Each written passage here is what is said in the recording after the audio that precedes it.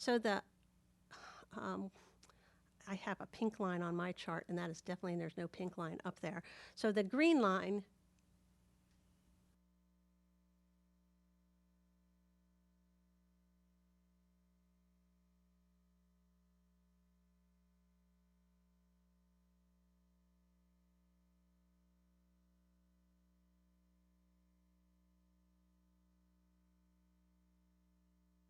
has gone up in the last few days, but it has stayed in that mid 20 range. The most important statistic we follow is ICU beds.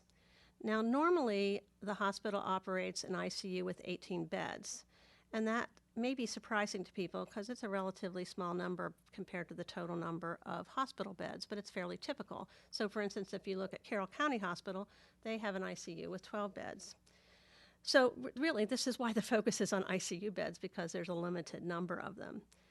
As a result of COVID, the hospital is currently operating 2 ICU units, one for coronavirus patients and one for normal other ICU patients.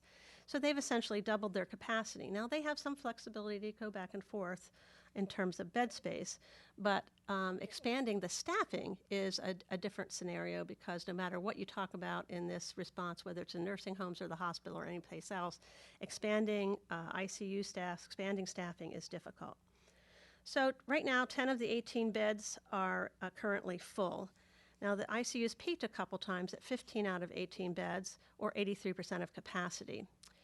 Now, like state statistics, you can see that ICU beds have been stable or flat or plateaued, it's the purple line, for about 10 or 11 days, while the acute beds have gone up and down. So we are seeing some progress, particularly on the number of people who are on ventilators. Several times in April, we saw as many as 19 people on ventilators in the hospital, but over the last 6 days, that number has held steady at about 7.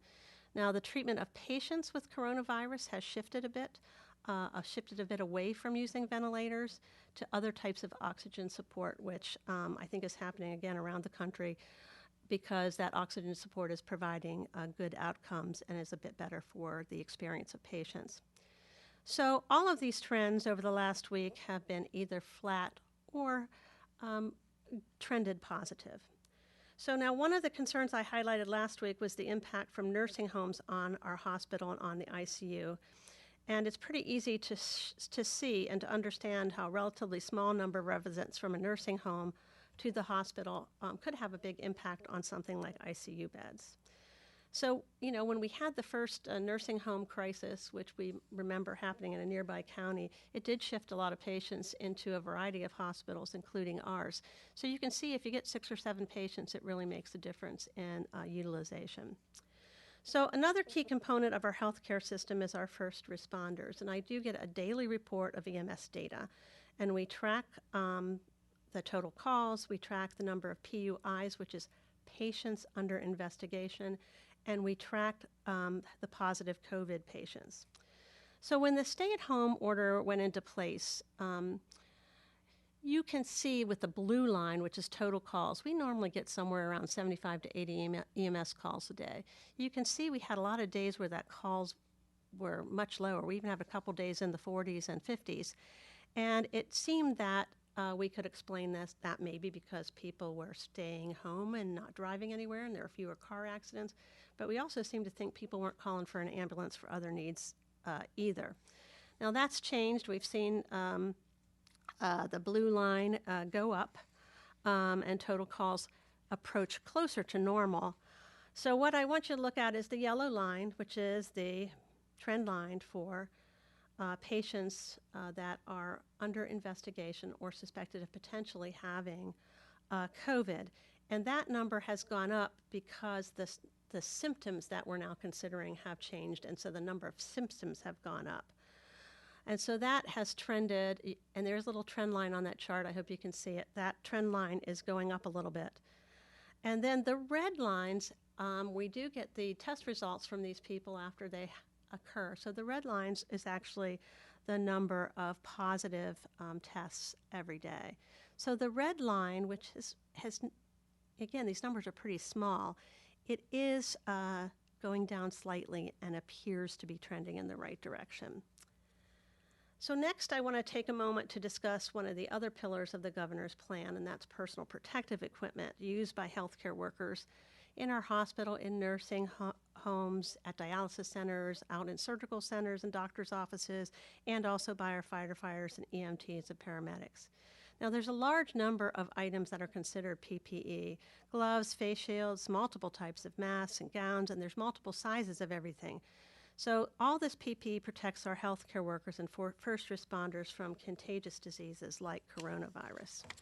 The county's Emergency Management Division has been spending literally every waking hour working to acquire PPE for community needs. Hospitals and nursing homes are also looking to buy PPE, and they normally buy their own PPE. We don't normally try to buy that for them, but right now we are trying to buy PPE for that broader community need. And we're trying to buy PPE in partnership with other counties, with the state, and we've even tried to have contracts through the Washington Council of Governments. So far, the county has acquired for community need 135,500 face masks, over 36,000, almost 37,000, and 95 masks, 67,000 pairs of gloves, 8,200 face shields, and we've also have an order of 100,000 gowns, which we expect to get next week. And we have had some gowns come in, but those 100,000 have not come in yet. So again, we supply all of these items to 280 different providers in Frederick County. So it's really going to a lot of people. So that may include the hospital, our nursing homes, and a variety of others. So you're likely familiar with the discussion with the shortage of N95 masks, which we talked about a lot at the beginning of this crisis. And that situation has certainly improved because we've acquired some, and so have some of these private sector healthcare providers, but we still have lower inventory than we'd like to see on the small size of N95s, and there is a shortage of gowns. We know we are short on gowns in at least 10 of our congregate living facilities, and one of our local nursing homes has said they have a 5-day supply of gowns. So as soon as we get gowns off a truck, we have a firefighter deliver them to where they need to go. So we do try to make sure we have this. Now, we also try to track inventories of PPE by something called burn rate or consumption rate. How many days of inventory of each items do we have? Now, the consumption rate of all of these things is higher than before the coronavirus for obvious reasons. And so sometimes as patients fluctuate, obviously that burn rate changes. And in addition, we have more people wearing PPE than ever before, and we have conservation measures in place for PPE. So by example, N95 masks are generally designed and to be worn once with one patient interaction, but it's now common for healthcare workers, and again, this is regionally and nationally, to wear that same mask for an entire shift. And there was a period of time where healthcare workers were wearing that same N95 mask for potentially multiple days.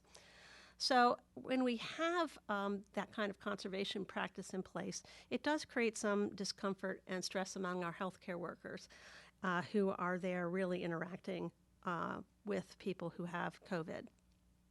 So the biggest challenge we have with PPE is a reliable supply chain. So if you knew you could replenish your supply in 2 weeks, then a 2-week inventory would be adequate, but we don't actually know that currently. Since the beginning of this outbreak, we have just not had a reliable supply chain. Deliveries are almost always delayed. That shipment of 100,000 gowns was originally due to come into us the first week of May, and so it's a couple weeks delayed. We've had shipments from overseas suppliers that, we've basically lost track of. And again, we've tried to buy PPE with other counties and WashCog and through the state. Clearly, the state has greater purchasing power than individual counties, so we really have continued to advocate for the state for its use of its broader purchasing power for PPE. So again, while things have gotten better, we really do need to get to a place where we have reliable supplies, a reliable supply chain. So it is our intent to build up reserves as much as possible in anticipation of a potential second wave of the coronavirus in the fall or winter. And so we are budgeting out of our federal CARES dollars $5 million to buy PPE. I would also note that the county and the health department we don't have any regulatory authority over nursing homes or others, and we don't normally buy PPE for them. But again, we're focused on trying to make sure our community has what it needs. Now, the third pillar of the governor's plan is contact tracing, and as I mentioned last week, Frederick County is in a really good place on this pillar. The health department has more than 100 employees devoted to contact tracing. So many of them are our school health employees, their community health staff at the health department, and some of the administrative staff at the health department. And they do follow and track every positive case in the county. And they actually exceed guidelines for the number of contact tracers in place to serve a population the size of Frederick County. So that's something that is happening well, and I really applaud our health department on their efforts there. Now, testing is the next pillar, and Dr. Brookmeyer is going to speak to that as well. But I do want to know that the state is expanding its contact tracing, and they will be starting a pilot program next week after Memorial Day using a contractor called NARC, both for contracting people to help do tracing as well as a software platform. So this week, the governor has announced that people who are not showing any symptoms but could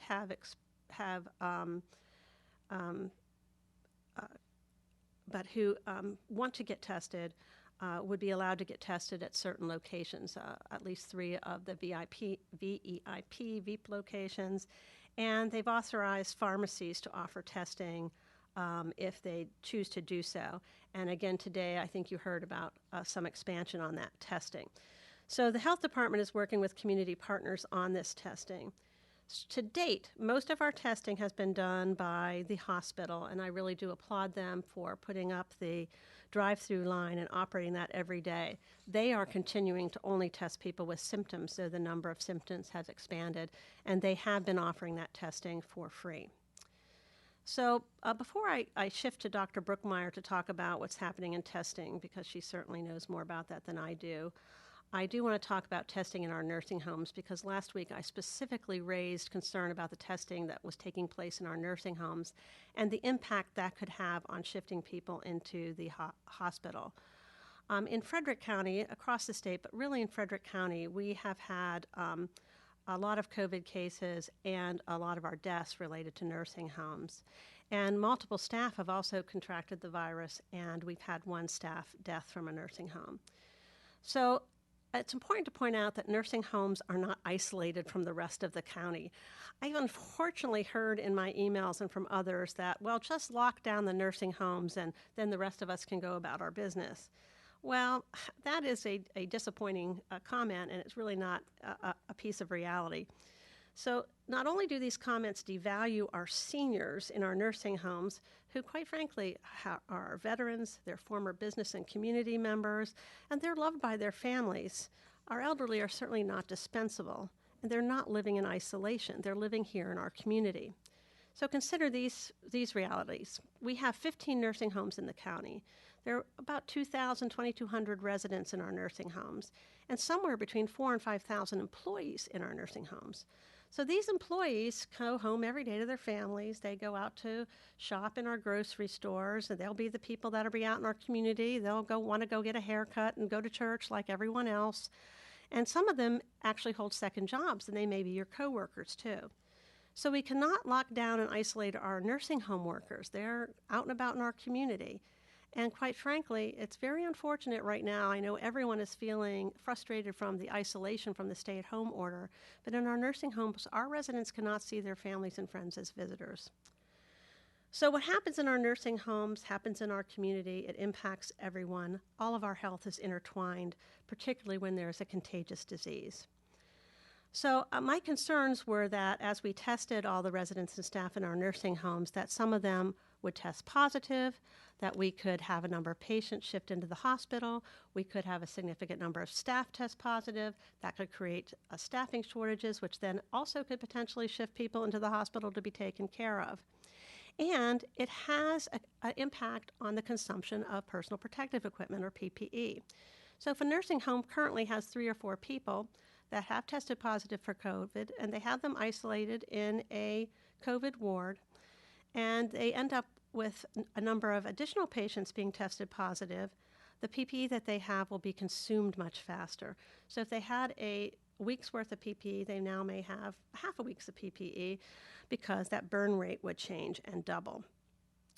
So since last week, we have received testing from 2 of our nursing homes, and the results, fortunately, have been better than I expected. In one nursing home, 433 residents and staff were tested. The results were 2 additional residents positive and 11 additional staff testing positive. So note that it's staff that is testing positive. This nursing home needs additional gowns, but they have indicated they can manage the staffing situation and they can take care of the 2 additional patients. In another nursing home, 371 staff and residents were tested. That resulted in one additional resident testing positive and 4 additional staff testing positive. Now, I will note to you that most of these staff are asymptomatic. They have no symptoms. They're going to work. They may be getting their temperature taken every day, but they have acquired that from somewhere. So this second nursing home can manage the staffing situation and take care of that additional patient. So these first 2 nursing home results have had no impact on our hospital, and so that's been a good thing. So we do have more nursing homes to test, and so we will continue to follow that. And because our nursing homes have been hotspots in our county and resulted in the most deaths, we are working to create a work group to make sure that we can figure out how to best support our nursing homes going forward and make sure this doesn't occur into the future. So with that, I'm going to turn over to the microphone to Dr. Brookmeyer to talk a little bit about testing. I'm going to take my mask and put it on and go over here.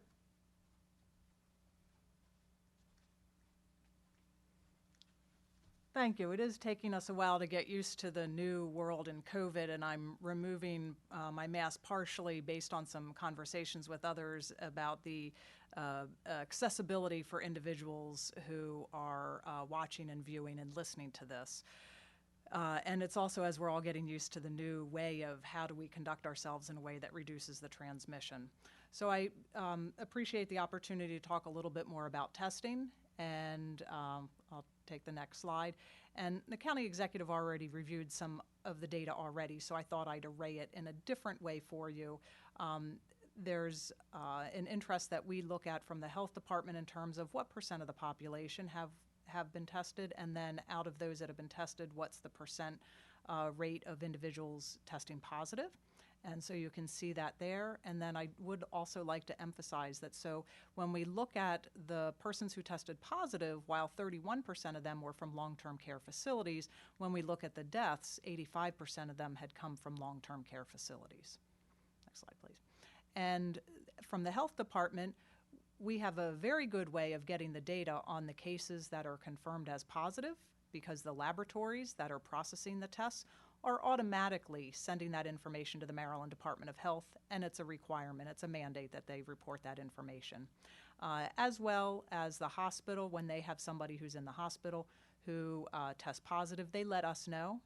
And then for individuals who die, we also receive that information from the Maryland Vital Statistics Administration. So we have very good sources of data, and then also there are other service providers who are also mandated reporters. So the purpose of testing, just briefly to review that. So for some people, the purpose of testing is diagnosis, and for other purposes, it's surveillance. And then there's this other category of determining prior exposure. And you can see on there that there are a variety of purposes under each of those categories. And when we look at the types of testing for diagnosis, there is really one primary type that's in widespread use right now, and that's referred to as the PCR or the molecular testing.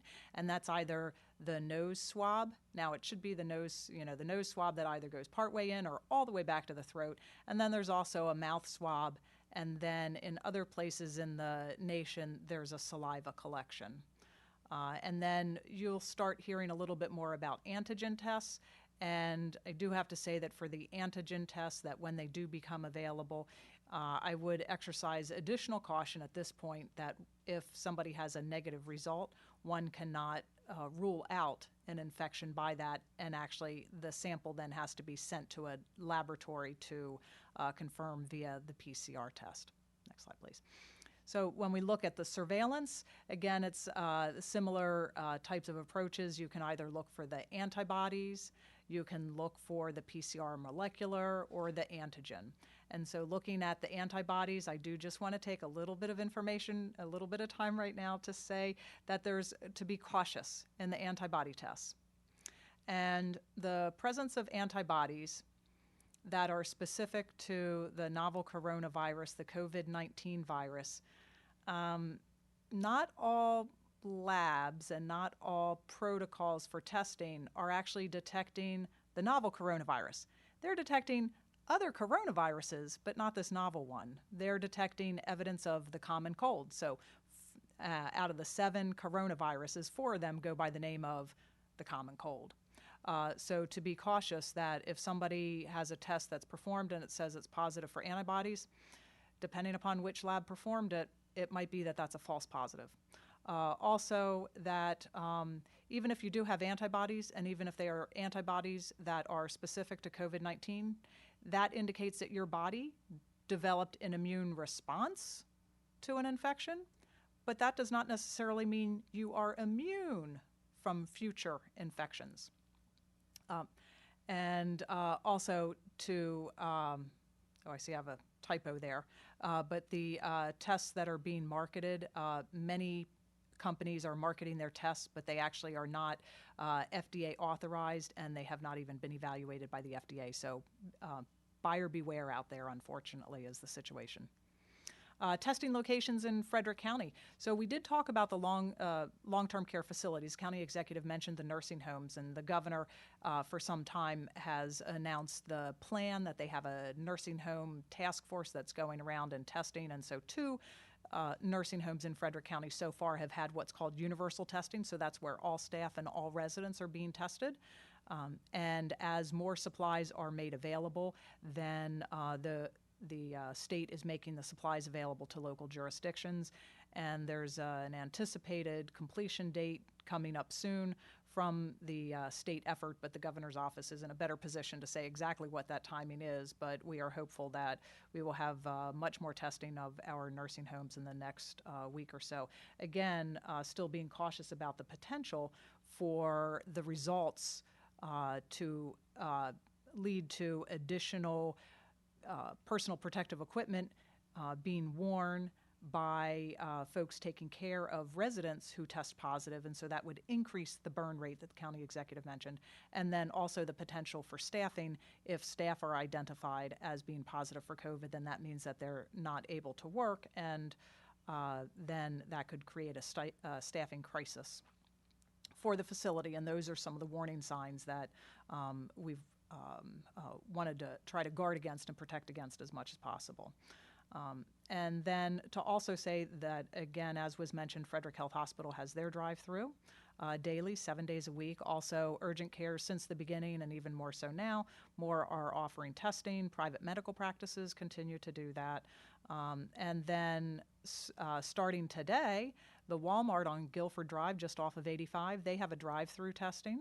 I'll talk to you a little bit more about that. I've got some details on another slide. And then CVS Pharmacy, just before this session, the governor announced CVS pharmacies have testing. And when we look at CVS, there are 2 locations in Frederick County where they will be offering the testing. No out-of-pocket cost for individuals. And you'll be able to see the information there. And it does require registration in advance, and that's the same with the Walmart one as well. You can move on to the next slide after, hopefully you got a picture of that here in the room. And then the Walmart on Guilford Drive just off of 85 also is a drive-through, and it's the same type situation where you go onto the website, you register, and then it'll give you your a code for you to be able to give to the folks. And when I went by there this morning, they had capacity. So they will be Monday, Wednesday, Friday, with the exception of this upcoming Monday, which is a holiday. They won't be operational, so instead it'll be Tuesday. But otherwise, it's Monday, Wednesday, Friday. from 7 a.m. to 9 a.m. And before I end, I also do want to mention, I know there's been a lot of talk and interest about the 500,000 test kits that the governor had announced maybe a month ago as having received. And so those test kits, so the 5,000 kits that can run 500,000 specimens, those actually go to laboratories that process the specimens. And now more recently then, the state has been able to acquire the actual specimen collection part that is the necessary first part before you can actually take it to a laboratory and be processed. And so we are eager to receive additional shipments. I heard maybe it was 2 days ago that the local health departments, and for us specifically, we can receive 100 swabs, and we are prioritizing the first swabs that we receive, so that's sort of a specimen collection, prioritizing them for the household contacts of individuals who are positive cases. And so we'll be talking with those individuals to determine whether they'd like to be tested and be able to hopefully identify additional folks who are in quarantine, who actually are positive for the virus and really should be in isolation so that we can further reduce the potential for the spread. Next slide. And so that's what I have regarding the testing. Thank you very much.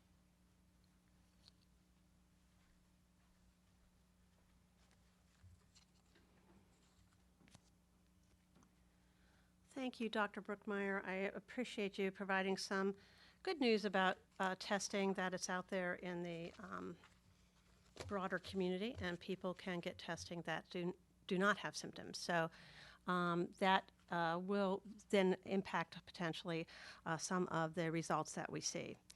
Now, I would note that we have so much data, and I just can't share all of it, but I do want to share a little bit about testing and something called positivity rates. So you can see in a chart, and this is only part of the counties, but I wanted to point out to you that some of the counties that that are staying closed, specifically Prince George's and Montgomery, have very high test positivity rates, 33% in Prince George's County, 25% in Montgomery County. So we do expect, as we test a larger number of people, we're going to see a larger number of positive test results, but our hope is that we will see a lower positivity rate. Now, people talk about this, and it's something new, so I want to qualify everything that I'm going to say, but some have suggested that we want to have a goal of getting that down below 12%. Others have said 10%. So again, some are using positivity rates as a benchmark. Some have suggested you have to get down below 20 or down towards 15 before you start phase 1. I don't know how much merit there is to that, but I did want to put out there that the positivity rates, can you go to my next slide, is something important. And so I wanted to show you the Frederick County positivity rates. So on the left side of that slide, you can see how our population the increase in the percentage of the population that has been tested. And on the right side, you can see what is happening with our positivity rates. Again, I don't want to draw too much of a conclusion for that, but this is another metric that some people are following, and I thought I should at least share that with you. So, of course, all of those test results right now are essentially from people who have had a symptom. So we may see some of that change over time. Now, the key thing I want to announce today after sharing all of these statistics is that I'm pleased to announce the launch of a new dashboard of Frederick County specific statistics. The dashboard will show the number of confirmed cases in Frederick County, the number of deaths, the number of negative tests, as well as the number of positive tests, and the number of people who have been released from isolation. And we do have a fairly good percentage of people who are being released from isolation. You'll also be able to see a breakdown of cases by zip code, and we'll also have information so that you can track the trends in ICU and acute care hospital beds and the use of ventilators that I showed you earlier. So you can view the Frederick County dashboard at frederickcountymd.gov/COVID stats. COVID is all capital, COVID stats.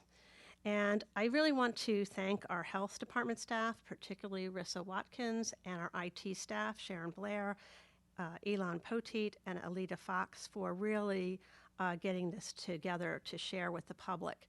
I think it's important as we proceed through this, and we're going to be proceeding through this for weeks and months and maybe a year, that we are transparent as possible about the data that is out there, because we are trying to use this data. Again, this is something new to all of us for our decision making. So next I want to go switch to my second topic, which is how we're going to move forward with the implementation of Phase 1 to reopen a limited number of businesses and activities. So as I indicated, we've seen some improvement in some of our health metrics. We've seen a flattening of ICU bed utilization in the county. Our initial data from nursing homes has been positive, but we still have a majority to do. And we've made some progress with PPE, but we still need to have a reliable supply chain. So my goal and our collective goal is to figure out how we can live and work within the environment of a contagious virus and still continue to protect public health and welfare, particularly those most vulnerable citizens at the same time. So I want to point out to people that we are not returning to normal. We're really trying to strive for a modified way to work and conduct our daily life so we can do more, help restore our economy, but also keep our community healthy. And we can only accomplish that if everybody does their part. So everybody, is anxious to get back to work. And again, I think all of us want to make sure we keep people safe in our community. So the plan to move forward requires a thoughtful and cautious process. Now, the governor has put forward a phased-in plan, and he has provided local jurisdictions with the ability to go slower than what he's proposed, but not faster than what he's proposed. So again, I slowed the implementation of the Phase 1 plan through my executive order, again, to be cautious, to make sure we don't see a spike in cases, to make sure we don't have a surge in our hospital, particularly in ICU beds. And I really want to see that nursing home data, and I still want to see it. And I certainly want to secure more PPE. So over the last week, it's been observed that many people in our community are following the directives, are continuing to spend more time at home, are continuing to telework, are wearing their face coverings and physical distancing when they're out in the public. But I've also received reports of some people who are not doing their part, and I really want to share that for this phase-in to be successful, it's going to take time, it's going to take weeks and months, and everybody needs to do their part. So how successful we are really depends on all of you. So as Americans, as Fredericktonians, we stand together and we can all do our part so that we don't take one step forward and 2 steps backwards. So the governor's roadmap to recovery does include some stop signs, and people seem to miss that. If we see a surge in cases and a surge in hospitalizations, there will be a stop. And the worst case scenario is there could be an additional shutdown of certain activities. And I don't think we want to see that happen. I don't think anybody wants to see that happen. So since last week, again, I've had a lot of communication, emails and phone calls, and there are some misunderstandings related to the executive orders. So I want to clarify a few points about the governor's executive order. In his executive order, the governor gave local jurisdictions the authority to phase in his Phase 1 reopening within our communities slower, but not to go beyond it. So as county executive, I do have the authority to open more businesses and activities within that narrow limitation, more slowly, consistent with what the governor has allowed us to do. So I've had many people email me, even today, asking me to open additional businesses like gym and indoor fitness, dance studios, restaurants, bars, sports, nail salons, tattoo parlors, and the list goes on and on. And I want people to know I have no authority to open any of these additional businesses or activities. These decisions will all be made under the authority of the governor as we move forward. I, as a county executive, have no idea when or how or under what conditions or limitations any of these additional businesses or activities will open. So the county executives and county commissioners across the state are being asked to implement and ensure compliance with the governor's orders. And we often have little advance notice, and so that makes it very difficult for us to do that. So I did have some people criticize me that I didn't exactly know what the governor was doing and how it would be implemented in a moment's notice. But we just don't have that information. So based on the data and advice from experts in our community, I chose to keep the stay-at-home order in place with exceptions. And staying home with exceptions to me sends a better message to the community. We still want people to spend more time than normal at home. We still want people to telework. And then I heard things that are specific about the 3 areas that I deferred until May 29th to open. So the first was hair salons and barbershops. So what did people tell me? Certainly I heard some frustration and anger, but I've also heard some appreciation and thanks. I've heard from employees, and I really want to share this because I know many of the owners of hair salons and barbershops are listening. I've heard from a number of employees who are fearful of going back to work because they are fearful of contracting the virus. And some of them have underlying health conditions. And then there are other reasons. So you may want to consider if you have employees of underlying health conditions who may be at greater risk for the virus, since all of this is phased in at 50% of occupancy, to allow those employees to not be the first ones to come back, and to consider how you're going to modify your workplace to protect public health. So everybody's working on this. There's all kinds of industry guidelines out there. But one thing I can say is we've learned this in county government, that what you do today, you'll modify next week, and you'll modify the week after that, because you'll find better ways to do it. And that's just the way that is. The other issue is that childcare has not opened. That was not in the phase 1 plan. And so the child care centers that are open are really for essential employees and the children of essential employees and healthcare workers and so forth. So also the child care centers are operating at a much lower capacity, less than 50%. So it's a legitimate problem for people who may be single parents and have few daycare options to come back to work. Now they're in a conundrum. If they get called back to work and they don't have a child care and they don't go back to work, they risk losing their unemployment. So that's a difficult place to be because our system doesn't really consider the realities of what we're currently functioning in. The other suggestion I have for hair salons and barbershops to consider is setting aside early morning or first opening hours just for seniors and people who are vulnerable with underlying health conditions. That's certainly when things are going to be the cleanest because you'll have cleaned overnight. And if there has been any virus that has lingered from the prior day, it will have had time to deteriorate and be less infectious. So I hope you appreciate me making these comments and sharing what I've heard, because I'm really just trying to provide that information to this industry. Now for indoor worship, I really want to clarify some of the comments from last week and what are requirements and what are guidance and the difference between the two. So large gatherings are seen as creating a great significant risk for the spread of the virus. So indoor worship was originally in the governor's phase 2 plan, but it was moved up to phase 1, and that was, I think, unexpected to many of us who had read the plan. And certain health experts had previously recommended it to be in phase 2 for that large gathering risk factor. So the risk for contracting the virus is greater with a longer exposure. So if you pass someone who may be asymptomatic when you're out at the grocery store and you just pass by them, your exposure is limited. If you sit in church near someone who may be asymptomatic with the virus, your exposure will be prolonged, so there is greater risk. So that's one of the reasons this was originally in phase 2. So the governor convened a faith-based work group, and they made a series of recommendations, and we show the cover of that on the slide. And they were guidance to pastors and church leaders. And I want to clarify what is guidance, because there's been some confusion on this. We are putting a one-page document out on the webpage to clarify what the requirements are, what was in the executive orders, and what the guidance is. So there are some requirements. The broad requirements for face coverings and social distancing, 50% occupancy, and a 250-person cap. It's very hard, I think, to meet the physical distancing requirement at 50% occupancy. So out of that, just by definition, so out of the guidance came a number of other recommendations, and they are recommendations. They are not requirements. They are not listed in my executive order. And they are for 7-foot spacing between individual worshipers or same household members.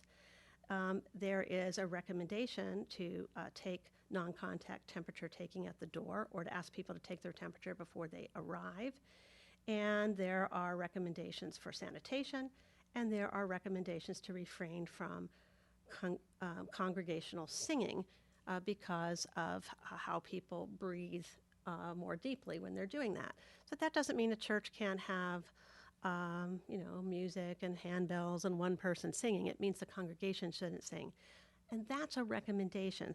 So again, we're posting this on here because a lot of people thought these recommendations were in my executive order, and they are not, with the exception of the standard face coverings, social distancing, and I did include the 250-person cap. So I will note that there really has to be great precaution taken here. I would encourage, again, pastors and church leaders to encourage people who are elderly, who have health conditions, to continue to participate in your worship services virtually and to continue to offer those online services. I know they're not the same thing. I've watched them myself. But I think that is a way to keep those people safe. There's also already been a documented bad experience in Georgia with a church who opened indoor worshiping, followed the rules, and have had multiple members of their congregation get sick. So they are now shut down to indoor worship in that particular church by their own choice. So there is clearly, an obligation on everyone's part to make sure that congregations are kept safe. I know everyone wants to do that, but it is kind of more easier said than done. So again, I would point out that while indoor worship is approved, everything else in the governor's plan has limited the size of gatherings, including outdoor activities, to groups of no more than 10. And the reason for that was health-based, to make sure that we reduce the spread of the virus. So at this juncture, because we have seen a flattening in some of our statistics, particularly ICU beds for 11 days or so, we've had better than expected results from our nursing homes. We're making progress on PPE. I am going to continue to move forward with my executive order as it was presented last week, moving forward with the implementation of the balance of it on May 29th at 5 p.m. I will continue to monitor health metrics, nursing home results, and PPE. We really are not there yet. I hope we do not take a step backwards or have to put up stop signs. I do have the authority within my executive order to come back and slow things down, even after things have opened, as does the governor. And again, we do not want to do that. So it's important for everyone to do their part. I have noted a number of people who put out on Facebook that they watched the flyover at the hospital to applaud our healthcare heroes. And then they have said in the same breath that they don't want to wear a mask and don't want to social distance. And that really is disrespectful to those very healthcare workers who we are trying to ensure are not overwhelmed and who we are trying to ensure have adequate PPE. So again, it's up to all of you. It's up to all of us. And working together, I believe we can prevail over the virus. We are Americans. We are creative. We are innovative. We can figure out how to modify our workplaces and how we can live in and have our economy move forward while we follow the rules and health advice, again, so that everybody's out there wearing their face coverings and physical distancing. Everyone has certainly sacrificed to stay home. The reason we are at this point is because we did successfully flatten the curve. And so the stay-at-home order has worked. We are moving into new territory. We should do it slowly and cautiously to make sure we keep those results as they are and hopefully to improve them. So now I do go to the third item. I do have a piece of very good news. So I am pleased and excited to announce some good news for our small businesses and for our farmers.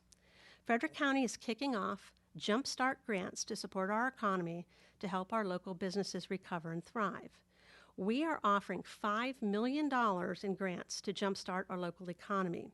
The Jumpstart grants will be in three kinds of grants to businesses who have been impacted, and share that how they've been impacted by the pandemic. The grants are targeted to help our small Main Street businesses, our sole proprietors, and our full-time farmers.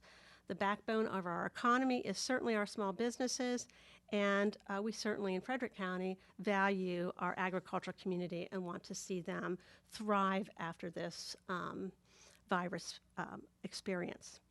The grant funds can be used to reimburse costs incurred from having business interrupted by the COVID-19 virus. There are 3 types of grants with varying amounts of money.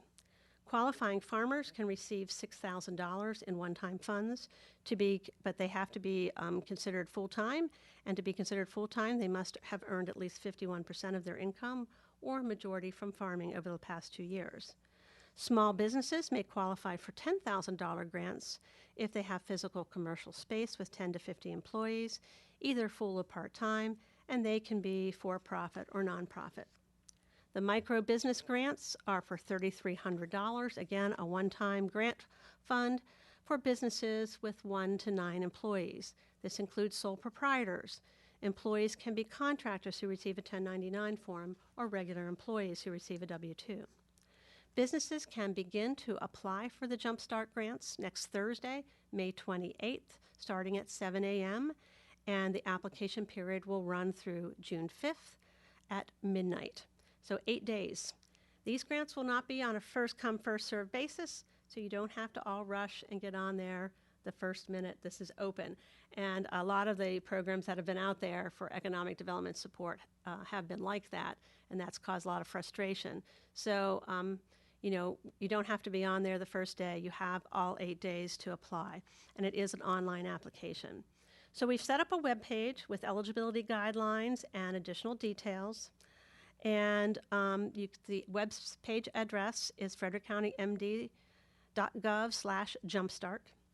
Visit the site to find the answers to frequently asked questions, which you can find things like who counts as an employee, what steps a farmer must take if they have multiple locations in the county to apply, whether nonprofits and faith-based organizations are eligible, what all those eligibility requirements are. You can also email questions to our Office of Economic Development at info@discoverfrederickmd.com. So our economic development staff has done a great job under the leadership of our Executive Director, Helen Profiter, to set up this grant program. And I really want to thank our economic development team for their hard work. And I want to thank our IT team as well for getting this system up online and for validating and testing that it will work. These grants are designed to be easy to apply for, and we want to get the money out into our community as quickly as possible. We hope to be able to announce grants as soon as June 10th and to electronically transfer money to those people who are awarded grants. The source of funds for the Jumpstart grants are coming from our Federal CARES Act dollars, and I am pleased to say after weeks of working through administrative process to get that money, we did receive all of those funds today. So our businesses are the heart of the community. They provide great products and services. They provide jobs to people who live here, and they contribute to our community. I'm so excited to be able to jumpstart our economy and to support our local businesses and to help them thrive again.